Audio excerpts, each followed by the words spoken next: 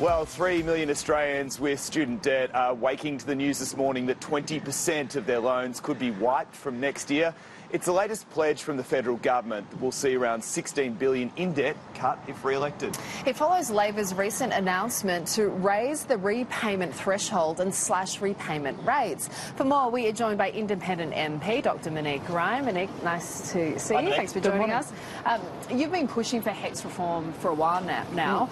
Are these announcements, has it gone far enough, do you think? Well, look, it's fantastic news. I don't think anyone can look a $16 billion gift horse in the mouth. Yeah. 2.9 million Australians waking up this morning knowing that they owed less in HECS. That's fantastic. It's great to see. There's more to do. These changes don't change the structural problems at the basis of the HECS issues with, for many Australians, the cost of degrees and the way that they're indexed. But, gee, this is a great start, and a lot of people are going to be very happy about this. Monique, let's talk numbers. So, on average, a graduate with around $27,000 in debt will see, what, a $5,000 wiping? Yeah, their debt will come down by about $5,500 on the 1st of June 2025. Is it It's enough? amazing.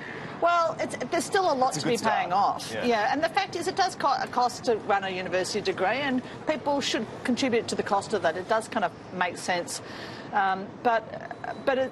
Things have got out of control in HECS. You know, half of Australians have their HECS debt when they turn 40. $76 billion in debt sitting there that is weighing down young Australians. We have to make some changes. This is a really good start to it. Monique, what about the people who have already paid off their HECS debts in full? Do you think that they should be compensated? There are people out there always who are saying, well, hang on, I've done the right thing. I've worked really, really hard to pay off my HECS debts. I think we need to look at the detail of this legislation. We really don't know what the PM's thinking just yet. There potentially are things I think that can be done to make things a bit easier for those people who've gone hard early and tried to pay their debt off as quickly as they can. The cost of courses themselves, some upwards of $50,000. Yeah. I mean, does the government need to step in and do something about that? The government definitely needs to step in and do something about the cost of courses. And a lot of courses like arts, law and business, the cost of them was doubled in 2020 by the Morrison government for no good reason. That's something called the Job Ready Graduate Scheme, and I've been pushing the government really hard to reverse that. We need to reverse that. We should. The government has, for the moment, kicked that can down the road, but I'll be keeping pressure on them to take action on that. Also, I feel like people aren't even paying for textbooks anymore. It's all being done online. It's unintended consequences as well. So young people are putting off starting degrees because they're being put off by the cost of the courses. We need nurses, psychologists, teachers. We need people to undertake these studies, so we need to support them through that process. Can you smell an election?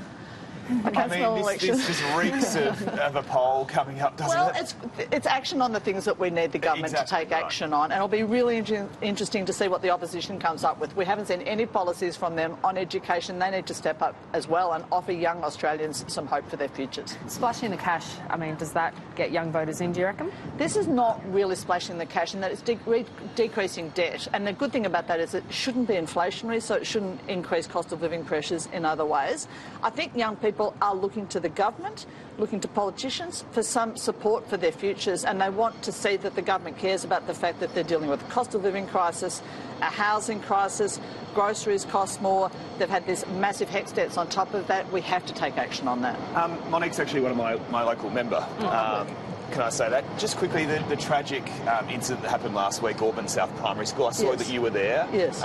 Geez, our hearts go out to the families. Oh, it's a terrible, such a sad situation. It's a hugely close-knit community. Everyone knows someone who's gone to Auburn South, has kids at Auburn South, or is personally affected themselves. People have really drawn together. The community has really come together really effectively. Everyone's doing their very best to support all of the families affected by the tragedy. It's going to take a while. People's hearts were broken by what happened last week. Yeah, absolutely, well said. Thanks so much for your time on Weekend Today. It's a pleasure. Monique Ryan. Thank you.